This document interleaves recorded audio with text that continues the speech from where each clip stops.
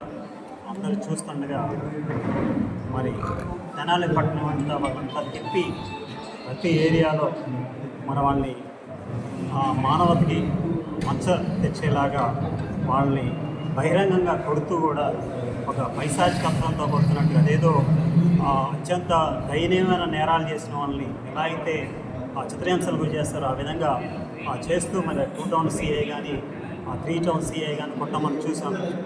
అసలు నేరం ఏంటి, నేరం ఏం చేశారు? ఏదో ఎక్కడో 2 టౌన్లో ఉండే కానిస్టేబుల్ మరి ఈ ఏరియాకి వచ్చి ఈ ఏరియా ఒకరి మీద నా మీద దాడి చేశారని చెప్పడం, దాన్ని పోలీసులు ఇదేదో విపరీత నేరమేలాగా పరిగణించేసి ఈ విధంగా మరి ఏరియా అంతా తిరిగి నలుదిక్కుల తెనాలి పట్టణం అంతా తిప్పుతా కొట్టడం.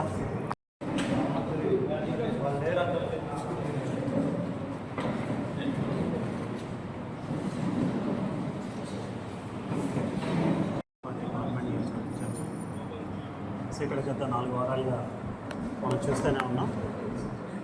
మరి దళిత యువకుల్ని అలానే ముస్లిం యువకుల్ని వెళ్ళడం రావడం, మన ఆ సందర్భంలో ఎవరైతే యువకులు ఉన్నారో బాధిత యువకులు ఎవరైతే ఉన్నారో వాళ్ళని అడ్డగించినట్టు, అతను వాళ్ళని కానిస్టేబుల్ని కొట్టినట్టు వీళ్ళు రిపోర్ట్ చేయడం, చిరంజీవి అనే ఒక కానిస్టేబుల్ ఎవరైతే ఉన్నారో రిపోర్ట్ చేయడం, దాన్ని బేస్ చేసుకొని ఈ యువకుల్ని ఏరియాలో తిప్పుతా జనాలంతా తిప్పుతా వాళ్ళ చిత్రహింసలు చేసి ఏదో పెద్ద నేరంలాగా దీన్ని ప్రొజెక్ట్ చేయడం. దీన్ని మళ్ళీ లోకల్ ఛానల్స్ ఏవైతే లోకల్ ఛానల్స్ కానివ్వండి, మన అలానే రెప్యూటెడ్ ఛానల్స్ అన్నీ కూడా హీరోగా ప్రొజెక్ట్ చేయడం. అంటే పోలీసులు చట్టాన్ని చేతుల్లో తీసుకుంటాం, అది ఒక హీరోయిజంని ప్రొజెక్ట్ చేస్తున్నారు వీళ్ళు.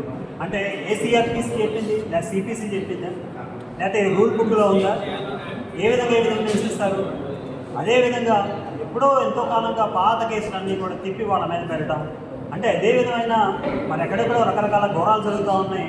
మరి రైల్వే స్టేషన్ రైలు మొత్తాన్ని తగలబెట్టిన జనాన్ని ఏమో వదిలిపెట్టేశారు.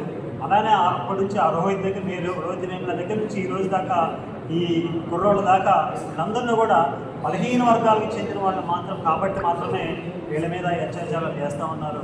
సో దీన్ని అటు హ్యూమన్ రైట్స్ కానివ్వండి, ఇది పూర్తిగా హ్యూమన్ రైట్ వైలేషన్, ఇది ఖచ్చితంగా మానవ హక్కుల వైలేషన్ ఇది. మరి దీన్ని ఒక ఎస్టీ అధికారి ఉండి కూడా మరి ఇలాంటివి ఏ విధంగా అంటే వీళ్ళు ఏ విధంగా అంటే ఎవరికి చెప్పాలనుకున్నారు అంటే ఈ విధంగా వీళ్ళని కొడతా దీన్ని ఎవరికి దీన్ని సాదృశ్యంగా చూపించాలనుకుంటున్నారు అంటే ఎవరి మొక్క కోసం చేస్తున్నారు ఇది. సో పోలీసు యొక్క డ్యూటీ చేయాలి. పోలీసులు ప్రజలకి రక్షణగా ఉండాలి. పోలీసులు రక్షణగా ఉండాలి కానీ పక్షిగోలుగా ఉండకూడదు.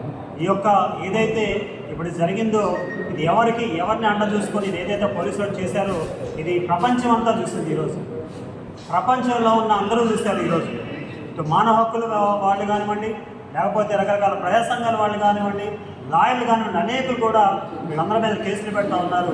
మరి ఇప్పటికైనా సరే ఈ యొక్క బుద్ధి మార్చుకోకపోతే ఇక లోకల్గా ఎవరినైతే చూసుకొని మీరు మిడిసిపడి గురవుతూ ఉన్నారో, మరి ఏ పార్టీలకు అండగా మీరు ప్రయత్నం చేస్తూ ఉన్నారో, ఒక బ్యూరోక్రసీ అనేది బ్యూరోక్రసీ లాగా పనిచేయాలి. పార్టీలకు అండగా పనిచేయడం కాదు. రేపు వీళ్ళు పోతారు, ఇంకోళ్ళు వస్తారు అంటే ఎవరి అధికారంలో వాళ్ళకి అధికారంగా ఉండే పనిచేయకపోవడం ఈ విధంగా ఇది చెడ్డ పేరు తీసుకొస్తుంది సమాజానికి, అలానే బ్యూరోక్రసీకి చెడ్డ పేరు తెస్తుంది. దయచేసి పోలీసుల మీద నమ్మకాన్ని కూడా ఇది జనరల్ పబ్లిక్కి పోతుంది. దయచేసి మీరందరూ కూడా ఇప్పటికైనా మించిపోయింది లేదు. మరి యొక్క యువకులు ఎవరైతే ఉన్నారో మరి పూర్తి స్థాయిలో ఇక జడ్జి చేత వాటి మీద విచారణ జరిపించేసి అన్నీ కూడా బయటికి తీసుకొచ్చేసి ఈ యొక్క విచారణని పూర్తి చేస్తారని చెప్పేసి ముగిస్తున్నాను. అదేవిధంగా ఈ యొక్క ఈ జరిగిన ఇన్సిడెంట్ మొత్తాన్ని బహుజన సమాజ్ పార్టీ రాష్ట్ర వ్యాప్తంగా మేము ఖండిస్తూ ఉన్నాం. ఇలాంటి జరగకుండా జాగ్రత్తలు తీసుకోవాలని చెప్పేసి ఎస్పీ గారికి మేము మనం చేస్తూ ఉన్నాం. ఎస్పీ గారు కూడా ఇలాంటివన్నీ చూస్తున్నట్టుగా కాకుండా ఇలాంటివన్నీ కూడా మరి పరిగణలోకి తీసుకొని వీళ్ళ మీద ఛార్జ్షీట్ చేయాలి, వీళ్ళందరినీ లోపల పంపించాలని చెప్పేసి తెలియజేస్తూ ముగిస్తున్నాం. చర్యలు చేయాలి.